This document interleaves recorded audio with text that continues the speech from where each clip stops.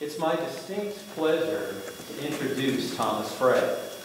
As Executive Director and Senior Futurist at the DaVinci Institute, Tom continually pushes the envelope of understanding, creating fascinating images of the world to come.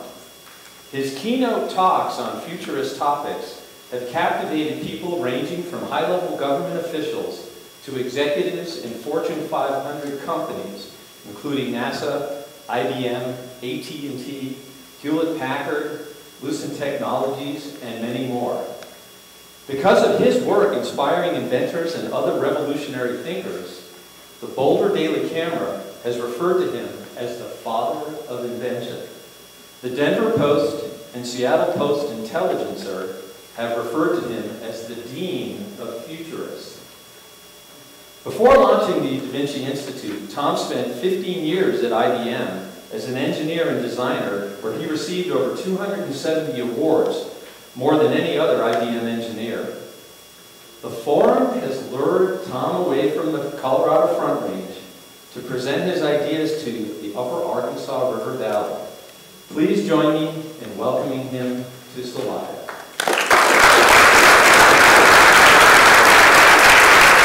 All right, thank you. It's a great honor to be here. It's a beautiful mountain town. I spend way too much time in the city, and it's a great joy to get up here and kind of unplug from a few things, although I probably won't unplug. But at the DaVinci Institute, we have something called the Visionarium, which is it's a consulting process that we use with companies. And the Visionarium is kind of an interesting way of pushing our imagination into the future. So we're going to go through that a little bit here today. And we start with our understanding of the future. Because we're a very backward-looking society. We're backward-looking because it's just human nature. We've all personally experienced the past. As we look around us, we see evidence of the past all around us. All information that we come into contact with is essentially history. So the past is very knowable, and yet we're going to be spending the rest of our lives in the future. So it's almost as if we're walking backwards into the future. My job as a futurist is to help turn people around to give them some idea of what the future might hold. So we're going to work on that here. So what do we know about the future? We know the future is constantly unfolding. It's relentless. It's going to happen whether we want it to or not. It's one of nature's greatest forces. The future is a force like gravity. It's pulling us forward in time. You should try it sometime. Say, I don't want to go into the future. The future is going to happen whether we agree to participate. So good luck if you decide not to go there. The future's in control. So if your next project is not aligned with the problems, needs, and desires of the future's going to kill it. I always give these human attributes to the future. Gives me different ways of thinking about it. Notice I said the problems, needs, and desires of the future, not of the present, not of the past. So how do we align ourselves with the needs of the future? The question we should be asking is, what does the future want? We'll come back to this in a little bit here. But first, let me tell you about my crystal ball. As a futurist, I get asked a lot, do you have a crystal ball? And yes, I do have a crystal ball. And it was sitting around at home just kind of collecting dust, and my wife says, why don't you just take this to the office? It's just in the way here. So I put it in the car, and I was no more than about 4 or 5 minutes down the road. I looked over and I saw that my crystal ball had started a fire on the seat next to me. This is a giant lens, the sun's shining in, it's just like Boy Scouts 101. Luckily I was able to put out the fire and it didn't cause any serious damage. But then I had this revelation, which obviously came from my crystal ball. And the revelation I had was that the newspaper headlines the next day were going to read, Futurist killed by his own crystal ball. And he didn't see it coming. So that's like the ultimate insult for a futurist. So that's my crystal ball. Larry Page, the CEO of Google, he says that the main reason why companies fail is that they miss the future. I happen to agree with that. So if we go back to that question, what does the future want? Let's transition that a little bit to how does the future get created? Well, the future gets created in the minds of everybody around us. We all participate in creating the future. People make decisions today based on their understanding of what the future holds. So I use this phrase, the future creates the present. This is just the opposite of what most people think. Most people think that what we're doing today is going to create the future, but from a little different perspective, it's these visions that we hold in our head, these visions of the future determine our actions today. So if we change people's visions of the future, we change the decisions we're making today. And I'm going to guarantee, by the end of this evening, I'm going to change your vision of the future. And you will leave here making different decisions. That's a bold claim, huh? Hold me to it. We'll see if we get to the end. All right, let's start off with three big questions. These are kind of crazy ones. If you could live on any planet in the universe, which one would you want to live on? That's kind of a dumb question. We don't know anything about any of the other planets, right? So how would we know? If you had a choice to live at any time in the past, present, or in the future, which would you choose? Wow, we don't know anything about the future. We absolutely don't know very much about the past.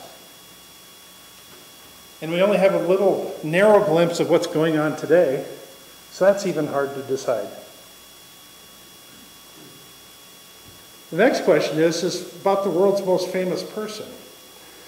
In the non-religious sense, who in your mind is the most famous person of all time? Just shout out a name. Einstein. Steve Jobs. All right. Gandhi? All right. So these are some of the people that we came up with. Since I run the DaVinci Institute, Da Vinci was our first. Christopher Columbus, Nelson Mandela, Isaac Newton, Einstein, Edison, Gandhi, maybe Oprah. Actually, after thinking about this for a while, I think the most famous person is probably Darth Vader. But after thinking about this for a while, I kind of concluded that the most famous person of all times either hasn't been born yet or we don't know who that person is. Now this should be a very inspiring thought because there's an opening. You could aspire to be that person. The next logical question then is what is the accomplishment that will make that person so famous? Another way of asking this question is what are the big things that still need to be accomplished in the world?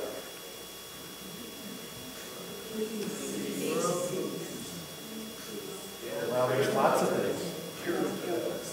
If you're just thinking of one thing, you're missing lots of the other options. Let me take you on a scenario here. I'll kind of loop around and come back to this thought. The year is 2020, and the Norwegian Nobel Committee decides they want to change the process for selecting the winner of the Nobel Peace Prize. They've gotten kind of beat up in the past by people that they've selected. So they want to do something different. They want to hold a global election and have the people of the world decide on who should be winning the Nobel Peace Prize. So this is all part of the process because they have a mandate to promote peace around the world. They want to use this process to do that. So what they do is they start with a panel of 4 nominees. They select the 4 people that you get to vote on. They announce it 60 days before the election. It's a 24-hour election cycle, and votes can be cast through any smartphone, computer, tablet, any electronic device. This is part of the peace mandate. They want to promote peace around the world. But they don't want people to just select a name off the list. They want to know something about each of these people. So they pre-test them.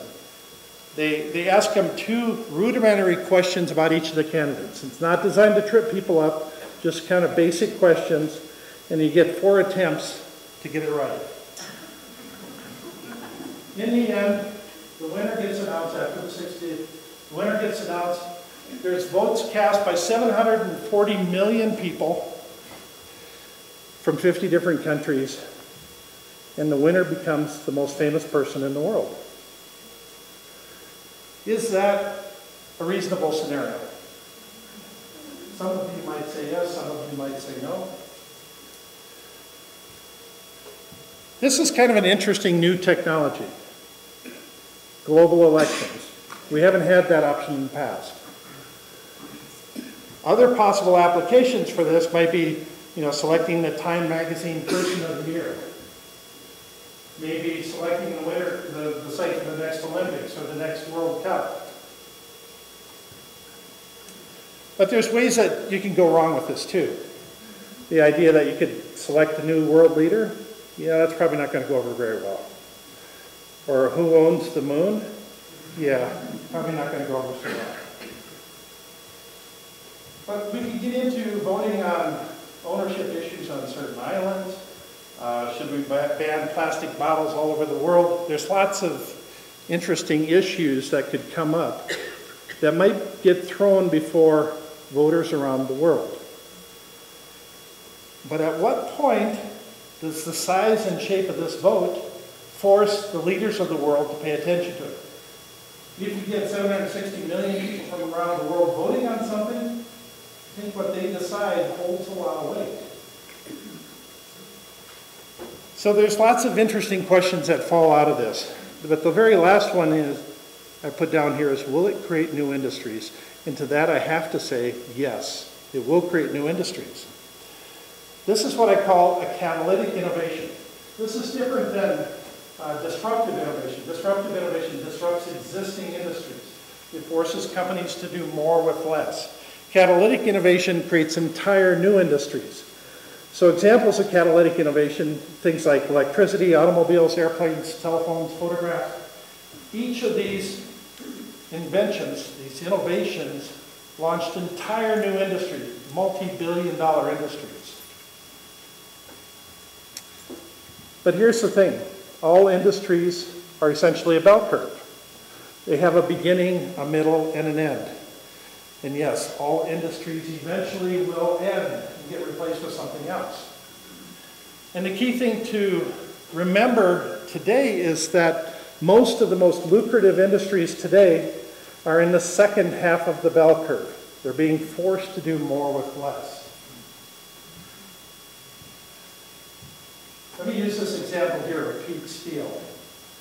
Peak oil is kind of a controversial topic. Peak steel, though, the projections are that we're going to run into the peak demand of steel somewhere around 2024. After that, we develop synthetic materials and the demand for steel starts to decline.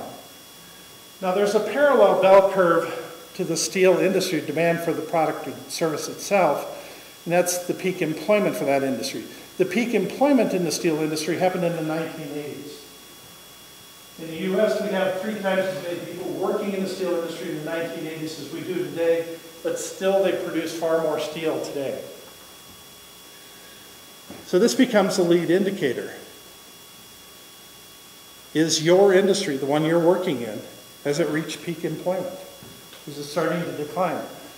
That's an indicator that sometime in the future there's going to be a decline in the demand for that goods or service.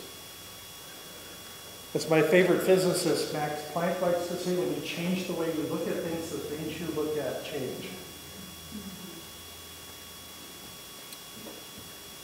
There's a number of interesting people in the world that hold a little more influence over what goes on in the world than the rest of us. Mark Andreessen, he says that software is eating the world. Mark Andreessen was the inventor of Netscape and runs a very important venture capital firm today. Pete Diamante is the founder of the X Prize Foundation. He says that we're headed from a world of 2 billion people connected to the internet in 2010 to 7 billion by 2020. I'll explain how that's going to happen here. Vinod Khosla, he's actually the most successful venture capitalist of all times. He says that big data is going to replace the need for 80% of all doctors. Clayton Christensen, a Harvard professor who wrote The Innovator's Dilemma, he says that by 2019, half of all K through 12 classes will be taught online. Christian Hammond, he's the CTO of Narrative Sciences. He says that 90% of the news will be written by computers in 2030. So any of you writers out there, better start looking. Chris Anderson, the former managing editor of Wired magazine, he says 3D printers will be bigger than the internet. I have to agree with that. And I didn't want to get left out myself, so I put up my own quote here. By 2030, over 2 billion jobs are going to disappear.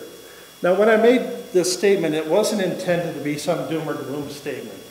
It was intended to be a wake-up call.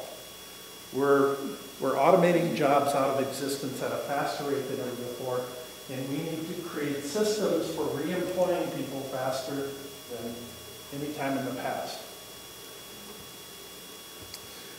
This is as a result of what I call the level problem. Most of us have this tool in our garage, a level.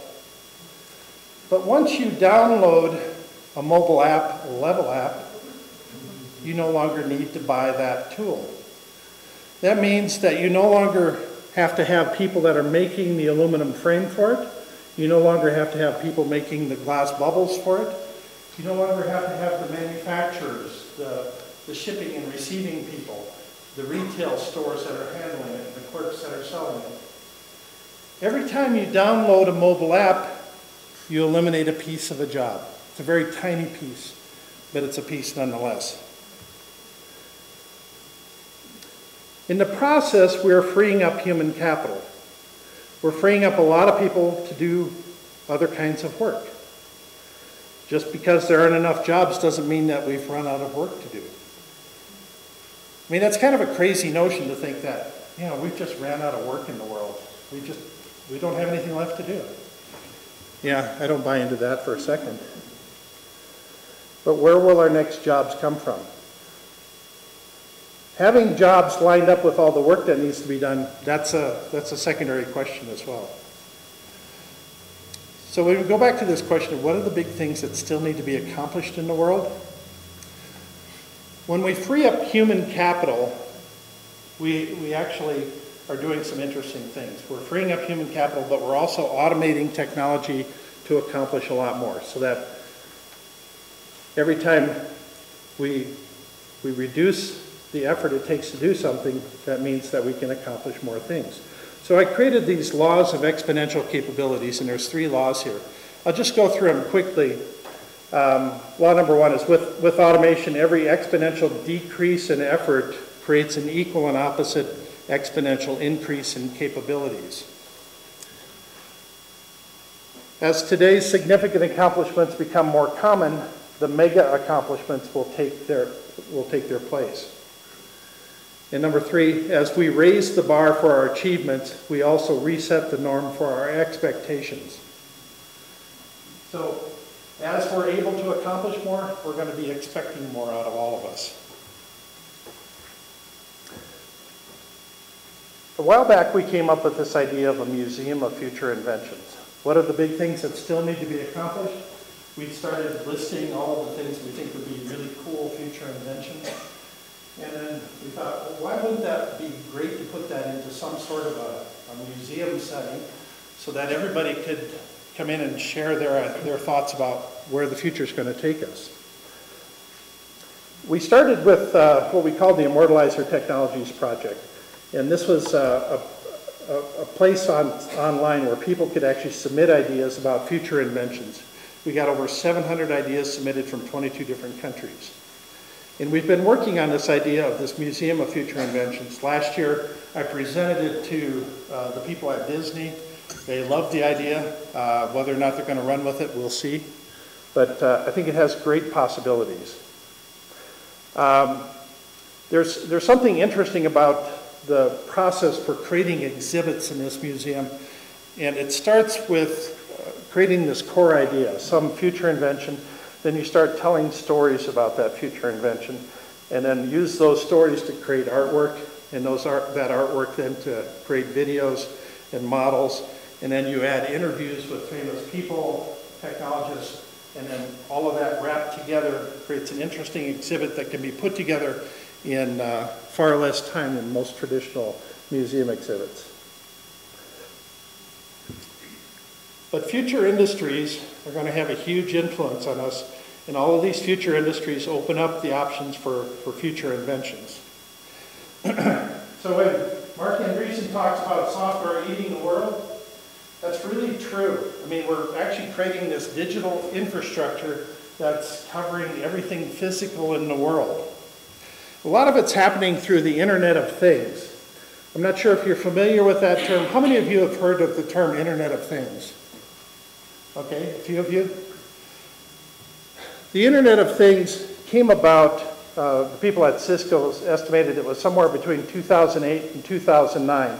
That's when the number of devices connected to the Internet started to exceed the number of people on Earth. It was 6.8 billion people at that time. Now the projections are that by 2020, we're going to have 50 billion things connected to the Internet. And so what are all these things that we're going to connect? In addition to that, October of last year, they held a real interesting event in the Bay Area called the Trillion Sensor Summit. And what their job was is to put together a roadmap as at what point would we reach 1 trillion sensors in the world. As it turns out, it's 2024. And by 2036, we're going to reach 100 trillion sensors in the world. Naturally, my first question was what can we do with 1 trillion sensors that we can't do with 10 billion? And where is this going to take us into the future?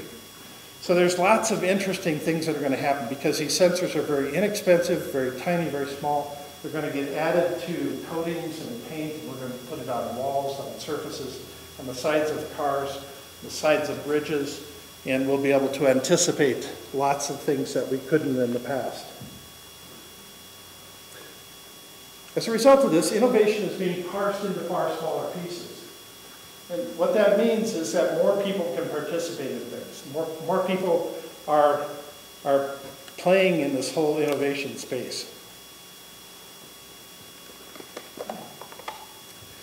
So as a result, we're seeing this convergence of digital and physical, seeing smart homes, smart cars, smart clothing, smart furniture, smart shoes, smart hotel rooms.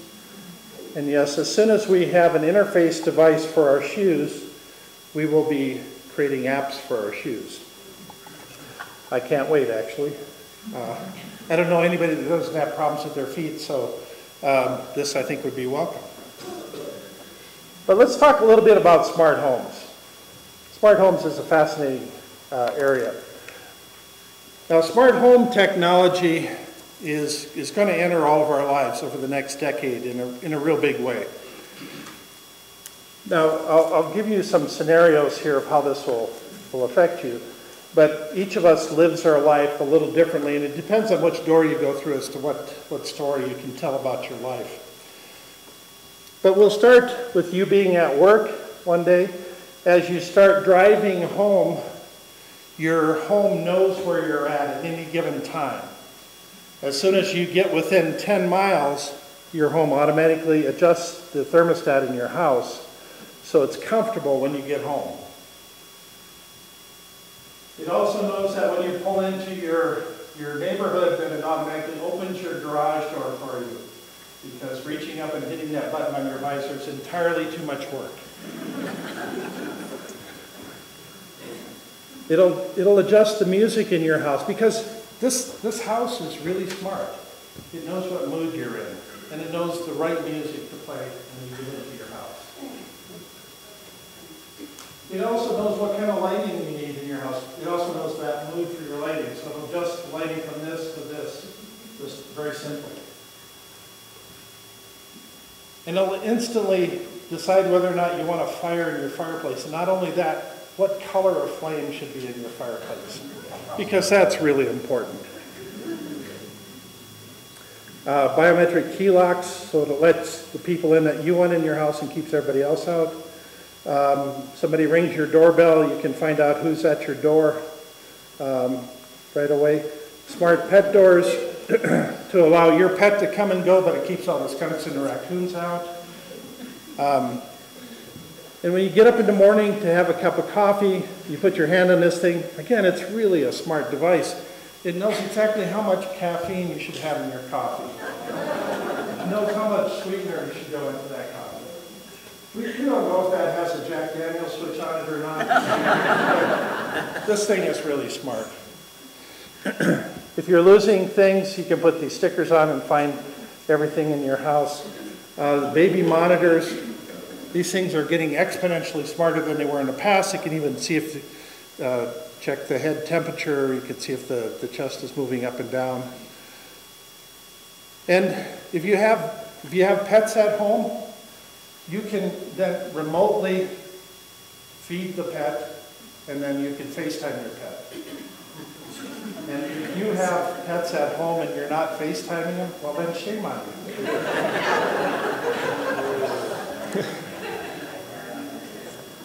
And naturally, there's so many people worried about us running out of food in the world that this is an appliance for growing fly larvae in your kitchen. Nothing sounds yummier than that, does it?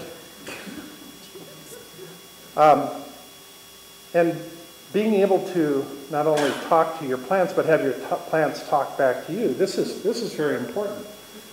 So if your plants are running low on water or fertilizer, they'll send you either a tweet or they'll send you a Facebook post or something.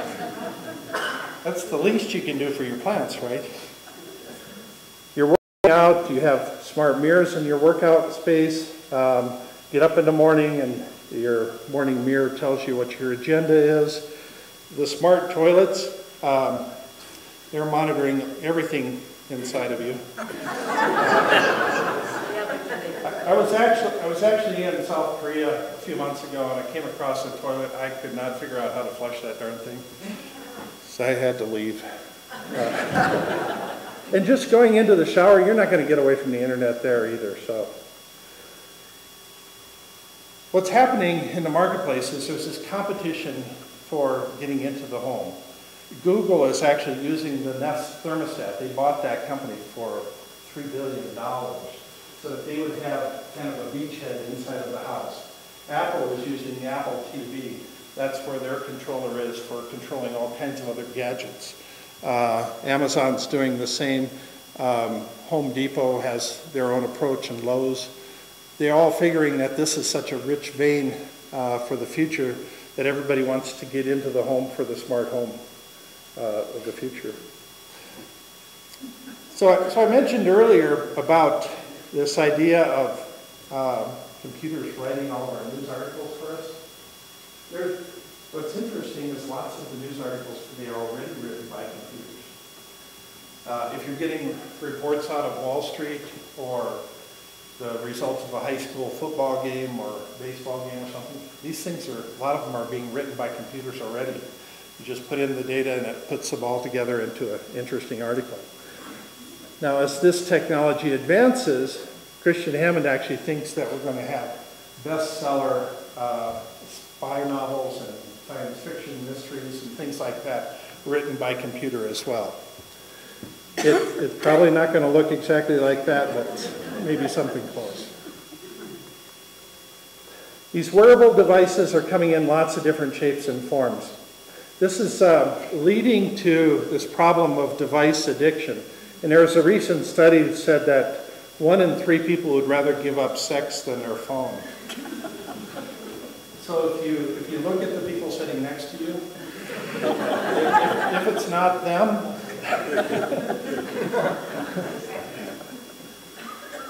But we're becoming hyper-aware of the world around us. If somebody releases a new report in Tokyo or Mexico City or Moscow, people around the world know about it 10 minutes later. This awareness building is something that doesn't get talked about very much, but we're very much more aware of things all over the world. And we're speeding up the flow of information with all of these devices. This is Sergey Brin with Google Glass, first generation. They're going to make it much more appealing so it doesn't look like such a nerd device. So you're walking down the street, you see somebody that's coming towards you, you can't remember their name. Instantly it tells you who they are and who their family members are, and suddenly you're like the smartest person in the world. That's the type of device that I need. I would use it all the time.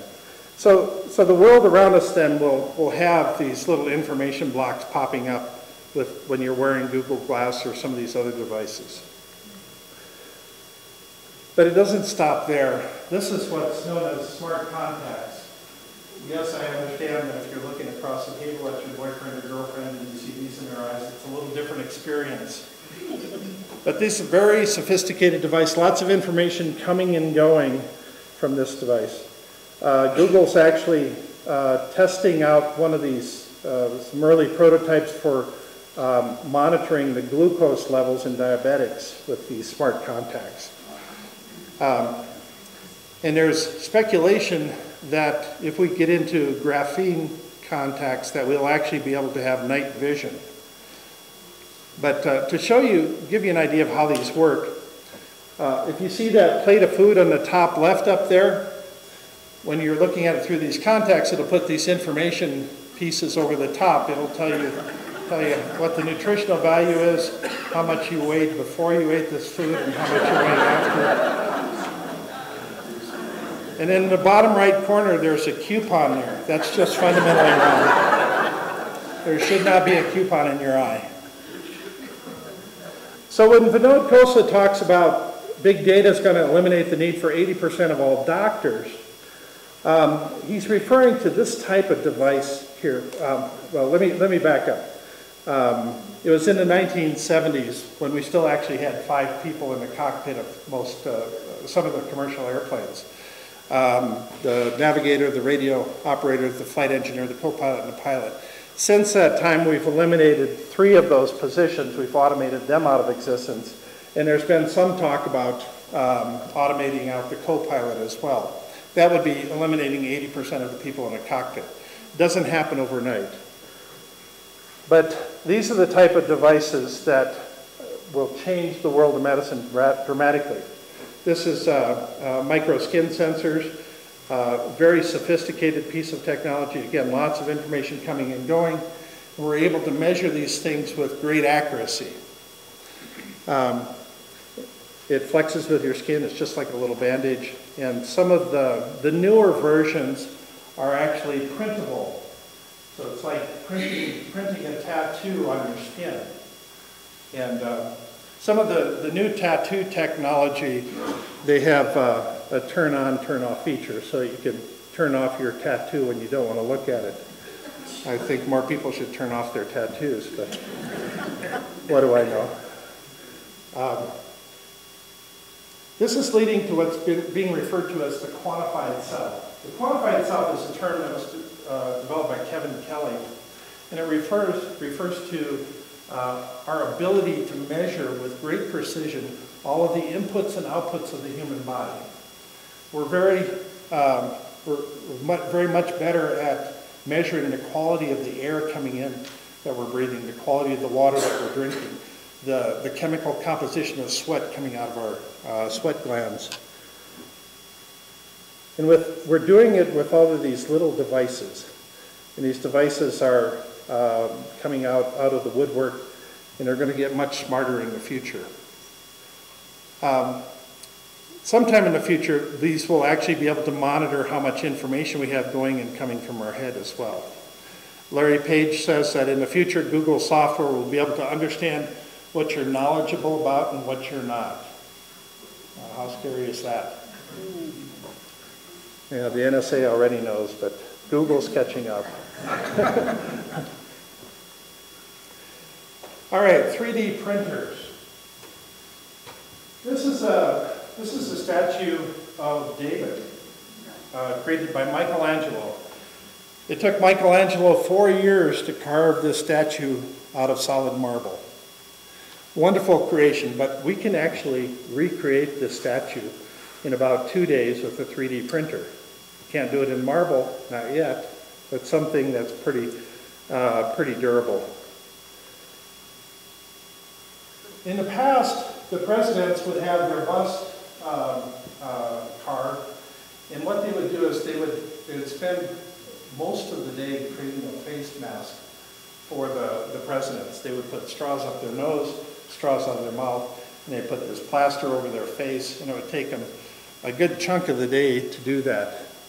Now we can scan people and create a presidential bust like this with a 3D printer, and this is one that was created by Obama.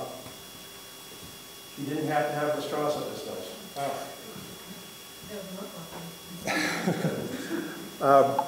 This is Charles Hull. Charles Hull is the guy that pretty much invented the 3D printer industry back in the 1980s. And it started off with just printing in plastics and resins, but now we've actually gone into being able to print with 200 different printable materials.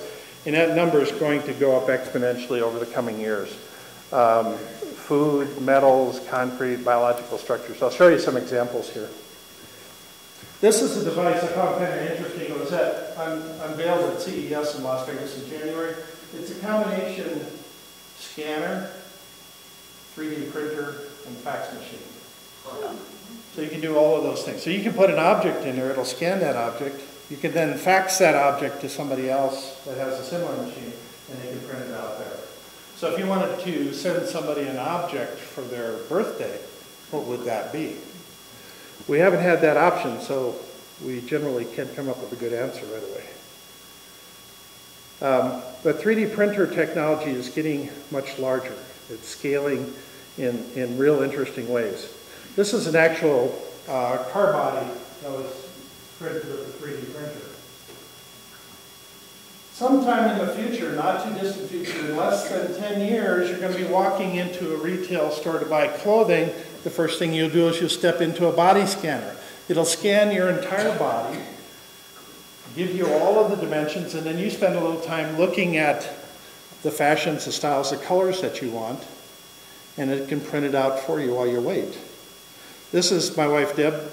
We were at the Consumer Electronics Show in January, and she's standing in front of a smart mirror, and she's swiping one dress to the next dress to the next dress. You can try on a lot of clothes really fast with this smart mirror. And then when you pick it out, then you can just have it printed with a 3D clothing printer. Now, if you think 3D clothing printing is really far out there, this is actual clothes that have been printed with a 3D printer. And we can create fashions and styles that are not possible with today's materials. Some of these clothings take on a life of their own. I refer to this lady as Porcupine Woman. She has problems with getting close to people. A lot of the fabric today is very coarse fabric. It's going to get much better, much finer, much more silk-like in the future. But it's not just clothing, it's also shoes. There are shoe printers out there. So how cool is that? Having your feet scanned in and actually having shoes that fit right the first time? Wow, whoever thought of that? And we can create styles that are just impossible with other material. You know, I was thinking about this pair of shoes, but I thought, you know, it's just not right for me. The one on the bottom here is actually a cast. So you can, if you break your arm, you can actually scan your arm in and have a cast that fits right. And it actually has holes in it, so when it gets itchy, yeah, you can scratch it. Yeah, these shoe printers are in existence. They're out there. And then we get into the concrete printers. All right, this is where it's good. So this is a group in University of Southern California that's been working on trying to figure out how to print with concrete. And they had this idea that they want to print an entire house. Now, they're starting off with printing with ceramics here. In just a little bit, they're going to switch over to a machine that's printing with fast-drying concrete. And it's fiber reinforced. So this is switching over here right now to this machine. And if you think of having a concrete pumper attached to this, it's pumping concrete into it. So they're essentially building a wall here. And they're putting one layer upon another layer upon another layer. And they have this zigzaggy reinforcement layer in the middle. It's actually pretty cool how this thing works. It's just one layer upon another layer upon another layer. So there's been kind of this race to see who could actually print an entire house and do it first. There's a Dutch group, there's one in London, there's a group in Southern California. And then kind of out of the blue, it turned out that the winner was this group in China. The guy in China not only figured out how to print an entire house, he printed 10 houses in one day for an average price of $4,800 a house. So some of them are a little bit bigger. The first one here, that kind of looks like a Monopoly house, you know. There's lots of homeless people in China, and so this idea of being able to create shelters for them, these look a little crude, but they're actually very sturdy. And this is the CEO of the company. He said that he has been working on this for 10 years. And in the interview that they did with him, the funniest thing that he said was, he says, well, before we printed all of the houses, he says, we actually printed our entire factory, which was a roughly 100,000 square foot factory. He said it took us 30 days. He said, boy, that was a lot of work.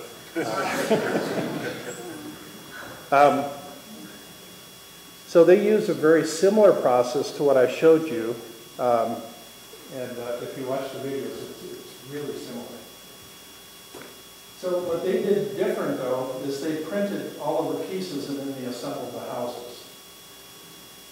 The idea is to actually be able to set up a printer on site and actually print the entire house. So at $4,800 a house, let's say you get hail damage on your house sometime in the future, it's probably going to become cheaper to actually grind up your house and reprint it rather than fix the roof. You can actually do 3 stories, 4 stories, skyscrapers. And shortly after that came out, then lo and behold, this in Slovenia, this company called Bed Abrams actually announced that they were selling house printers for $16,000. I mean, how cool is that? You can get your own kit, you can build your own house. Wow. Suddenly, you no longer have the need for flat walls. Every wall can become an artistic centerpiece. Architects are going to have a heyday with this because they can create all these free-form structures that nobody could create in today's world because they couldn't construct it. And incidentally, these things you'll be able to print with concrete for a while, then print with steel, then print with glass, and then more concrete. Future structures are going to look radically different than what we've imagined in the past. We're going to have some real creative buildings and designs as a result of this. And it doesn't stop there, just with houses. We can start printing, these things can scale up to print very large objects, like printing an entire ship. How far out is that?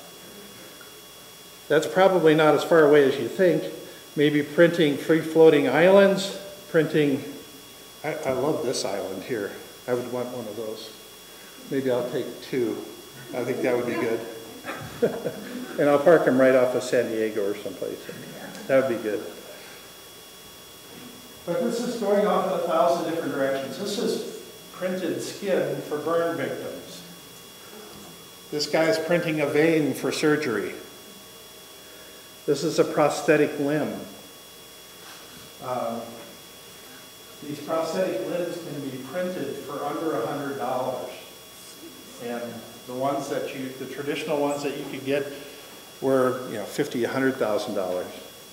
And you can create real interesting designs that the people in the past weren't worried about making a fashion sense out of a prosthetic leg. Now you can.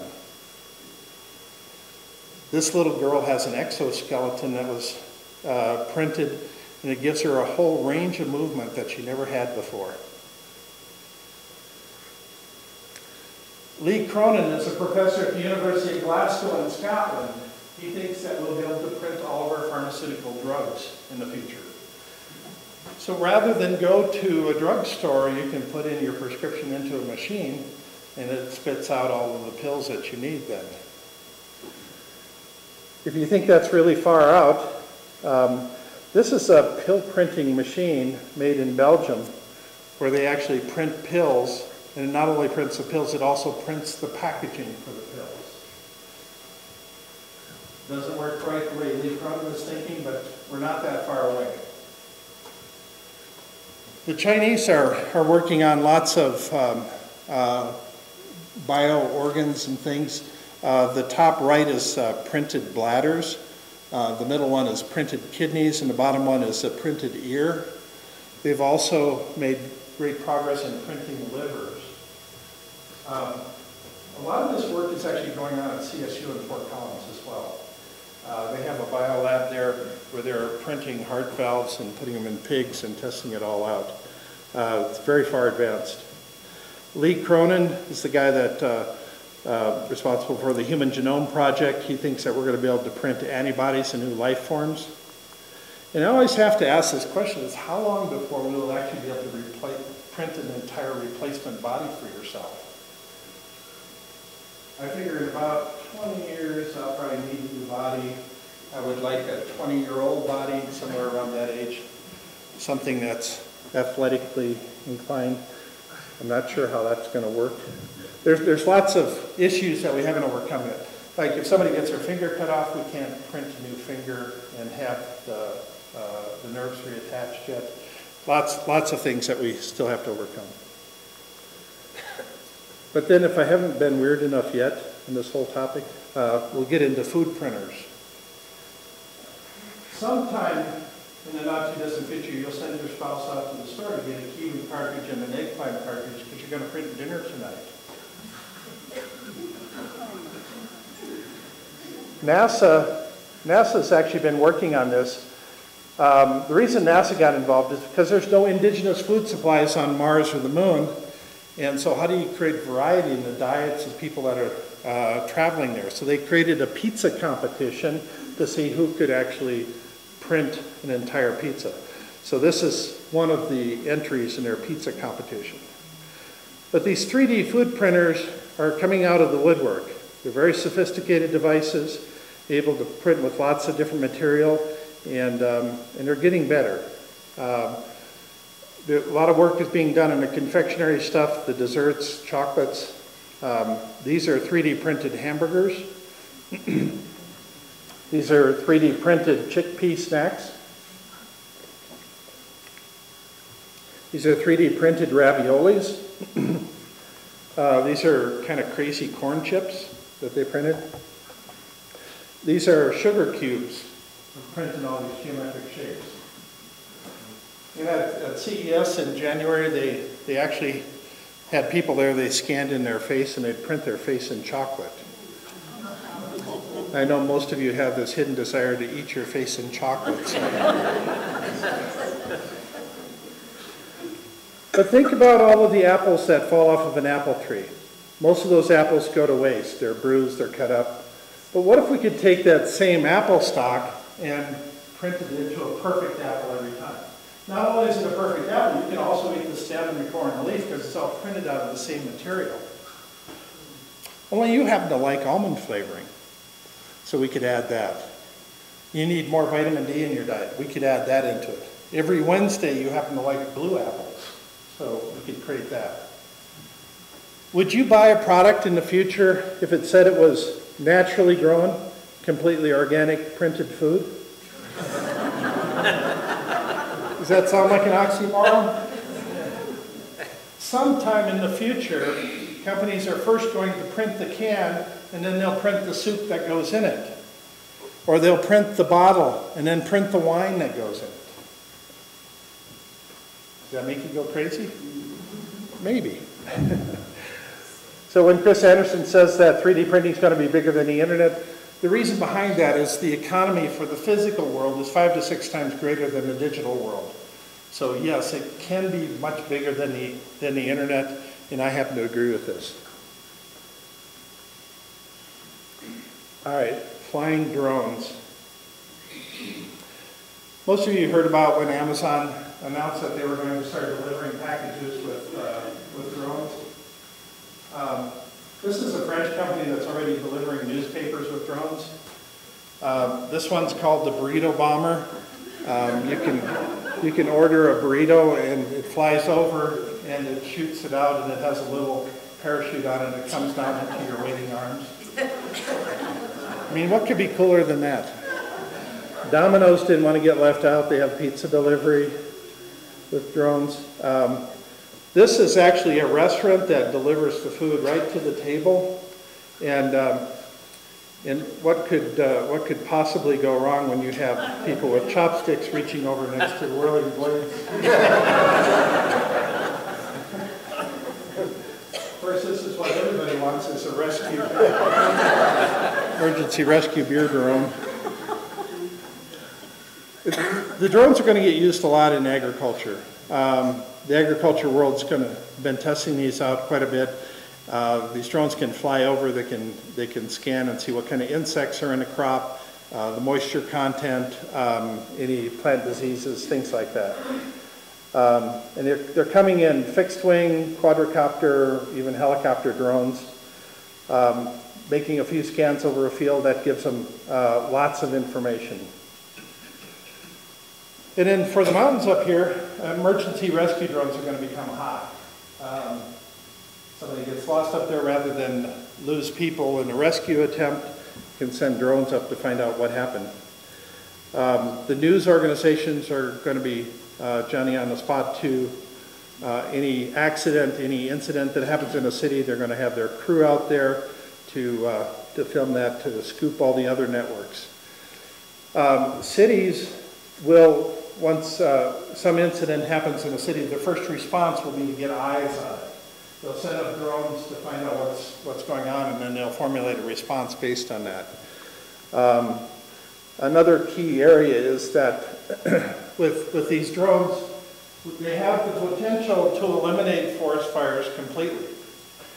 With infrared sensors on a drone, they can fly over, they can detect any hot spots, any small fires. Forest fires are easy to put out when they only cover a few square feet. But when they turn into massive blazing flames and we got to throw thousands of people at them, rather than do that, we can detect the forest fires when they're very small and then send in a fire extinguisher drone to put them out. So when Pete Diamandis talks about going from 2 billion connected to the internet in 2010 to 7 billion in 2020, what he's actually talking about is these drones. Like, these are solar-powered drones. Google just bought this company called Titan, and Facebook bought a similar one called Ascenta. These are solar-powered drones that fly at 65 to 80,000 feet. They're above the weather patterns, and they can stay up indefinitely. They can get sun all the time because there's no clouds above them at that altitude, and they got batteries on board, so we don't know what the mean time is between failure, but they can stay up there. What they're talking about is years on end. So having drones like this works like a very low-flying satellite or a very high-flying cell tower. And so we're going to be able to create communications, and the idea is to connect the rest of the world, the other 3 billion people, to the internet. Google went one step farther and they bought Skybox. This is a satellite company that also connects to that whole network, so they're working it from many different angles. Driverless cars. Google's been pushing the envelope on driverless cars. This is actually the first commercial driverless car that's available. You can buy this today. It drives It's $150,000. It drives a whopping 12 miles an hour. It's mainly designed for like theme parks and for tourist groups, for airports, things like that. Virtually every car company has a driverless division working out there. This is one of the new Google designed driverless cars. They're going to produce a few hundred of these and do some more testing. But if you can imagine in the not too distant future, maybe 10, 15 years from now, you step out in front of your house, you pull out your smartphone, you punch in, you want to go to work, you want to go to school, you want to go shopping, a driverless car comes and picks you up, takes you to where you want to go, drops you off, then from there it picks somebody else up, takes them to where they want to go and drops them off. These things will be in circulation all the time. It shifts us from this idea of just-in-case thinking, I need a car in my garage just in case I want to go somewhere, to just-in-time thinking. I can summon a vehicle just in time when I need it. The car companies will shift then from focusing on the driver experience to focusing on the rider experience, since we won't be driving these cars. And these cars will have lots of different advantages. Once they need to talk to each other, and Google's actually kind of creating this operating system. So they're able to spot everything around them. So sometime in the future, we're going to go to driverless only roads. It's going to demand driverless cars. I'm part of that. I don't want to lose my freedom of getting around. This is what an intersection will look like in the driverless era. I don't know if you could all see that. It's kind of mesmerizing. It's a little bit like you're driving India right now.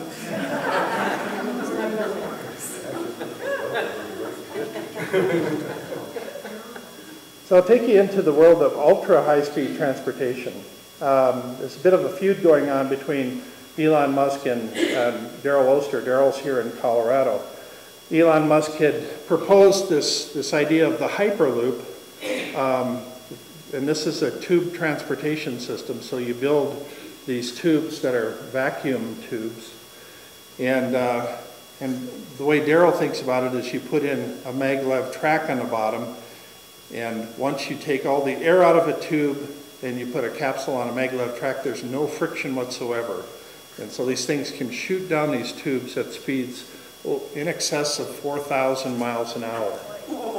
That's why he refers to this as space travel on Earth. Connecting all of the countries, this becomes a $1 trillion infrastructure project that's built out over the next 50 years, employing literally hundreds of millions of people in the process. Future education. Let me first define the problem here. We need to prepare students for jobs that don't exist using technology that hasn't been invented to solve problems we don't even know are problems yet. Yeah. Does that kind of explain it all? Yeah. Yeah. At the DaVinci Institute, we've been focused on this whole concept of micro-colleges.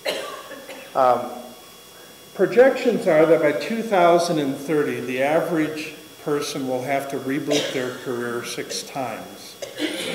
Somebody who reboots their career wants to do it in the least amount of time. And so traditional colleges become a very poor fit for that type of training. Micro-colleges, the definition we're using, it's an immersive form of post-secondary education done in short periods of time. And the thinking behind this is it's no longer possible to predict the educational needs of businesses 4 to 5 years in advance.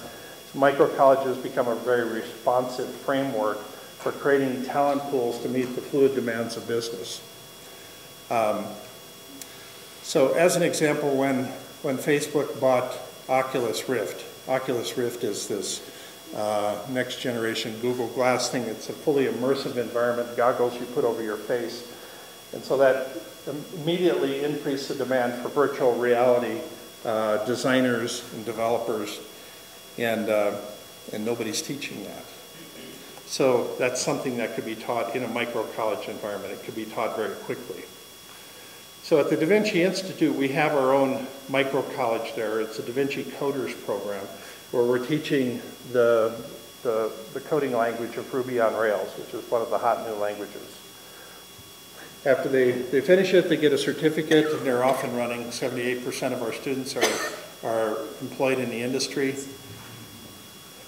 So micro colleges can be formulated around lots of different business areas.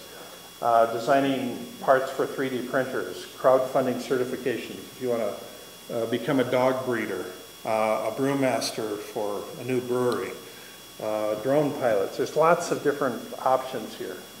This is just scratching the surface. I also talk about that by 2030, half of all the traditional colleges are going to go away. There's lots of competition going on, and the handwriting's on the wall on this. After I came out with this prediction, there were several other people that said pretty much the same thing. I was over in Istanbul a few months back and gave a talk at one of the TEDx conferences there. And I talked about teacherless education. After my talk, there was an executive from Google that came up to me and he said, you know, we're very interested in teacherless education at Google because we want to educate Africa. And teachers do not want to go to Africa. Now this was a very revealing moment for me because no, teachers don't want to go to Africa. They don't want to go to places like Pakistan or Falkland Islands. There's lots of places on earth that teachers don't want to go. In fact, we're short on teachers all around the world. Maybe not in the US, but we have an 18 million teacher shortage around the world. 23% of all kids growing up today are growing up without education of any kind. So if we continue to have to insert teachers between us and everything we have to learn in the future, we can't possibly remain competitive. So we have to figure out other ways of educating ourselves to speed up learning, because that's the demand of the business world today. So when Clayton Christensen talked about by 2019, half of all K through 12 classes will be taught online. What he's referring to is half of the courses will be online like this, where students are working at their own pace on topics that are of interest to them, and they're working at a speed that they can keep up with. And the other half will be socially integrated classes doing traditional type education. As Mark Twain says, a man who carries a cat by the tail learns something he can learn in no other way. Isn't that the truth? The future is ours to write. So when I talk about future inventions, they come in lots of different forms. We could be traveling at the speed of light, controlling the weather. We could be controlling gravity, curing major diseases. But some of the ones that I think are kind of interesting are the idea of instant sleep. This is one that I really need. So you can walk into this chamber and 3 seconds later you walk out and you're fully refreshed. I think there'd be a big market for that one. And my favorite of all times is naturally the flash dark. This is a flashlight that shoots out darkness. So if you're sitting on a sunny beach and you're getting too much sun, you can just shine some darkness on yourself. I mean, how cool is that? We could all use that, right? So I'm going to end this with a couple predictions here. The Internet of Things will virtually eliminate theft because we can tag anything of any value. Driverless cars will change transportation as dramatically as the invention of the automobile itself. By 2030, the average person will own printed clothing, will live in a printed house, will have packages delivered by drones, own more than one robot, work as a freelancer, frequently use driverless cars, and will be 3 times more educated than the average person today. When I talk about over 2 billion jobs disappearing, there was a recent study done by McKinsey and Company. They said for every job eliminated by the internet, another 2.6 new jobs were created in startup companies. So I like to say that the fastest way to create new jobs is to automate the old ones out of existence. But we're entering into an unprecedented opportunity. Why is this so unprecedented? humanity's going to change more in the next 20 years than in all human history. Risk factors are going to increase exponentially. And our children's children who haven't even been born yet are counting on you. As Steve Jobs says, that right now is one of those moments when you are influencing the future. But sometimes our best efforts just look a lot like this. Yeah, pretty much. As Thomas Edison says, opportunity is missed by most people because it's dressed in overalls and looks like work. Isn't that the truth?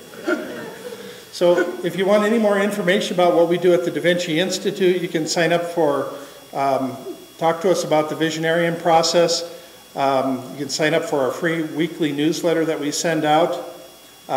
Just contact us in the back of the room here. And any of you that are interested in my book called Communicating with the Future, we have a few copies I'll be signing in the back. I'd love to chat with you further. Thank you very much for having me here.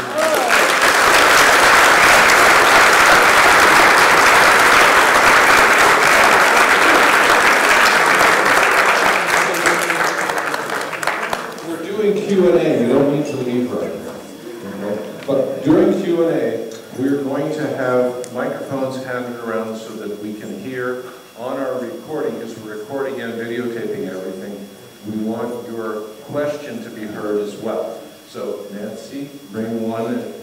There's only one mic. There's only one mic. You're it, Nancy. Nancy's it. So you can just randomly choose who you want. Okay. Good evening, Mr. Frey. I've been getting your emails every week for years. I don't know how I found you, but I have forwarded them to many of my family, and I appreciate them. A lot of the new technology you were talking about is coming from overseas. China, countries we don't usually think of as highly technical. Why does that seem to be? Is there still a lot of technological advances here in the States, or are they freer to try things that we can't? There's several answers to that question. There's lots of things that are being designed in the United States and are being manufactured overseas. Some of that is coming back now. The cost differential of hiring cheap labor in other countries is going away. So it's so a lot of that's coming back. But we're creating this awareness so that people are aware in other countries what's going on today. And so it's easy to stay up in a certain field, stay up on all the changes that are happening on a minute-by-minute basis. And so it doesn't, just because you're not in close proximity to another group that's working on it, doesn't mean that you can't innovate yourself. So there's some of that going on there too. But I don't think that innovation's gone away from the U.S. I think we're still leading in most areas. But there's lots of talent that is trying to get acknowledged in other countries as well. There's a study that was done that said that once you get past a certain income level, you transition from being replicators to being innovators. So in China, they were a very poor country, and they could only duplicate what we were making. Now they have enough latitude to think on their own, and so they're becoming innovators themselves. Thank you for coming and telling us about all these wonderful things that could potentially happen. What bothers me is that it seems to me that with details about who we are, what we do, what we know, that this information being stored on the internet, transmitted on the internet, stored in the cloud, opens up a huge opportunity for evil. Oh, yeah. People can steal this stuff and manipulate us, manipulate all kinds of things, governments, individuals, and are you going to come back tomorrow night and tell us about the downside of all this? There's all the laws of unintended consequences. People create this technology typically with all the best of intentions, and then people figure out how to use it wrong. And so there's lots of hackers out there. There's people that The same drones that can deliver packages to your house can also deliver bombs and poison. And so there's all kinds of ways these things can be used wrong. So we have to be constantly vigilant, and that's where a lot of the challenges are going to come into play. I don't have an answer for all of that, but there's definitely a downside to all the technology. Can we stop this technology and prevent it from happening? I don't think so. I think it's going to happen whether or not we give it our blessing. There's a certain percentage of the population that is the habitual problem solver person. These are people that can't leave anything alone. They're always trying to improve things. That's an interesting group of people because they're always constantly looking at what's coming next. And so that's what's driving a lot of this innovation. Now, again, innovation's getting parsed into far smaller pieces, which is opening it up so that many more people can get involved. And so you don't have to stay on the sideline if you don't like something. You can change some of it. There was a recent ruling in the European Union that we all have the right to be forgotten. And once the European Union came out with that ruling, as one of the courts over there, then instantly Google got requests from 70,000 people to take down websites from 250,000 websites for requests to be taken down. And that's just the people that can figure out how to get through to Google. That's not an easy task. Yeah, we're going to, the privacy issue is not going to go away anytime soon. There's been a lot of crazy thinking about going into this radical transparency that we know everything about everybody else. But if we lose all of our privacy, we also lose our credit card numbers, our bank account numbers, and all of those type of things. We suddenly lose our ability to own things, and that destroys the economy. And so privacy, we need to guard and protect that. Where to draw the line, that's a tricky subject. After World War II, because there were so many abuses to the prisoners, we came up with the Geneva Convention to solve all those problems. I think we need a Geneva Convention on privacy. I think that might work, I don't know.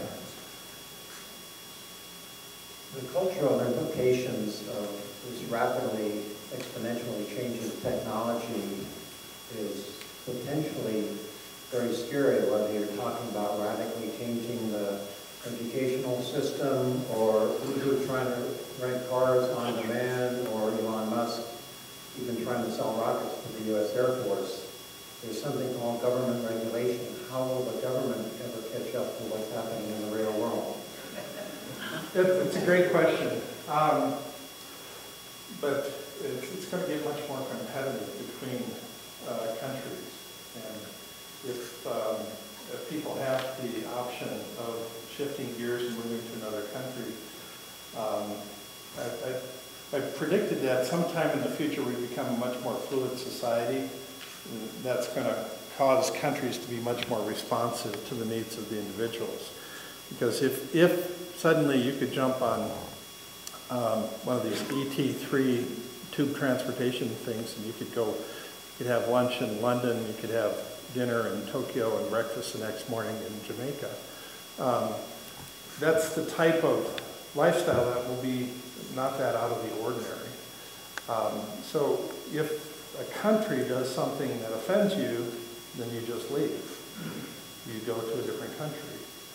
I think that might happen with greater frequency in the future. So that puts countries in a different position than they are today. I'm just speculating here, so I don't know, but that's what it seems like to me. I want to give you a scenario. I'd like to know what you think the economic and the ethical ramifications of this are. You had a slide with a combine harvesting corn in this presentation. Yeah. So if on the back of that combine I have a grinder that grinds up the stalks and grinds up the corn, and behind that I have a 3D printer that prints up the vials and fills it with the thing I need, the product I need to print food, Yeah. right, or corn flakes, whatever, some kind of corn. Or marijuana. Whatever. Okay, so the issue then becomes, all I do is ship those little vials, those little printer cartridges out to the world. Yeah. So that has a dramatic effect on infrastructure, transportation, and how does the person marketing that product overcome what I heard here from a lot of people around me when they said, well, I can't read that. Oh, yeah. That's really an interesting concept. You reduce everything into harvesting and processing the food and packaging it and shipping it out right from the field. I think that's a very viable scenario. Does that make the food better or worse? It's fresher. Find it way fresher than that. I just think it's, you know, when somebody's a vegetarian, all they're doing is they're discriminating against the size of the animal they're willing to eat. Because there's micro-sized animals that fly into your mouth all the time. So, yeah, there's a lot of emphasis on the amount of processing that goes into foods and the additives and the fillers and things like that. I think that would be a wonderful way of actually organic farming to the fullest, if you will. Yeah, are you working on that? No, I've thought about it for a long time. I lived in Omaha, Nebraska for about 12 years. And through osmosis, if you live in Nebraska, you learn about corn. So where are the 2.6 jobs that you... Those were internet related. Okay. So anything that the internet automated out of existence and created 2.6 new jobs, that's not true in all the other industries. Okay. So, I mean, a lot of this, there's going to be gaps. People that lose their job because of driverless cars. And incidentally, think about how the driverless world gets implemented. We're going to have driverless trucks, but the first step is going to be like a steering assist. Agriculture has steering assist on the tractors. So think of the truckers, they get onto the interstate, they put it into autopilot, they climb into the back, watch video games and movies for the next 10 hours, and then they come back out and they need to drive it into a city. I think that's going to be much more realistic as to what happens. Over in Japan, they're actually testing out 18-wheeler trucks that are in caravans, so they have a driver in the first one, and then they have 3 other trucks following behind it. So they're testing that out. These are things that will take time. The physical world is much slower to happen than the Why do I need a truck when I have a tube? Well, exactly. If you could, see, there's actually more product delivered by tube every day today than ever in the past, than any other way. I mean, all of the pipelines and all of the water lines, sewage lines and everything. So we're sending lots of stuff through tubes already. It's already a proven form of transferring goods all over the world. So putting people into that you could put these little cars in there, and they'll hold up to 900 pounds, these little capsules, and just shoot them down at 4,000 miles an hour and get them on the other side of the world. Yeah, that's entirely possible. Other questions? 2030, that fabled year you speak of, is also about the time when uncontrolled climate change, global warming, could make the Earth uninhabitable, and I wonder what the DaVinci people think about that. Also, I'd like to know when in the future these 2 billion needed jobs are going to be created. When does the future start? When does this massive global inequality start to reverse itself, etc.? I'm not sure we ever reverse ourselves here. There's the people that are concerned about climate change, there's a lot of good stuff that's happening. The tube transportation systems that could eliminate lots of pollution from ships that are shipping things from one continent to the next. One of the biggest polluters out there is the planes that fly over the oceans. Thousands and thousands of giant jets that are flying over there could eliminate all of that. Those are things that are looking in the right direction. Certainly we have things going on with the climate that we're not able to keep up with yet, and we haven't figured out a good replacement for oil yet. The solar industry is taking off in a big way. The wind industry is taking off in a big way. There's mass energy storage systems that are being worked on, and that's kind of the missing element. Renewable energies would work much better if we had ways of storing power from one day to the next. And there's several interesting technologies that are coming to light in that area. So I'm not one that's willing to throw in the towel on anything, so. A lot of good stuff happening. Any other questions? Right here. Well, let me offer a comment. Earlier we heard concerns about malintentions in the interconnected world.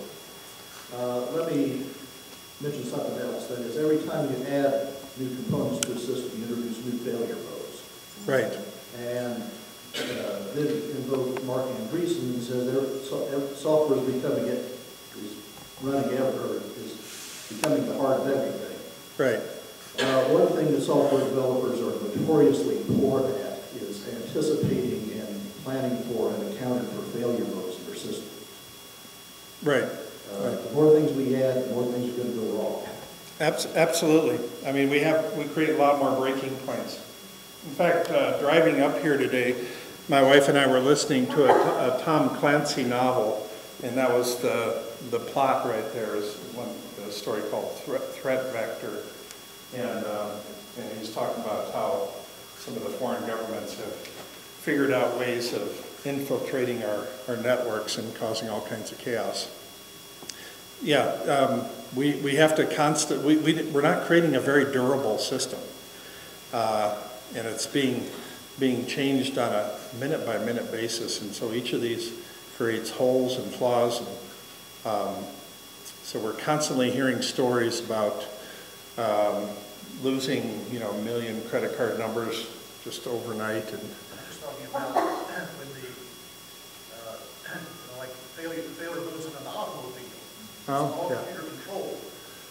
If you lost power in an old car, you can drive it off the edge, drive to the edge of the road. Okay, now the steering wheel's out. Yeah, actually, with the driverless cars, I would actually have more faith in those than our cars today, because they're creating super redundant systems that are something fails in them, they'll just pull off to the side and stop. I actually think they're very, very concerned about this rogue driverless car that plows into a crowd of people. That would taint the industry for years, so they're erring way on the side of caution with everything they're designing. So I actually have more faith in that, actually.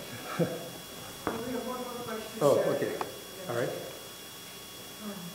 Thank you for being here. I'm having a little trouble envisioning how this is going because of our poverty rates all over the world, how poor kids are going to have an opportunity to be part of this. I don't see it happening. I can see the structure can be here. And I also have trouble hearing your cheap prices for things because I think our corporations are pretty greedy. So if they're going to pay their CEOs those huge bonuses, they're going to have to charge more than that.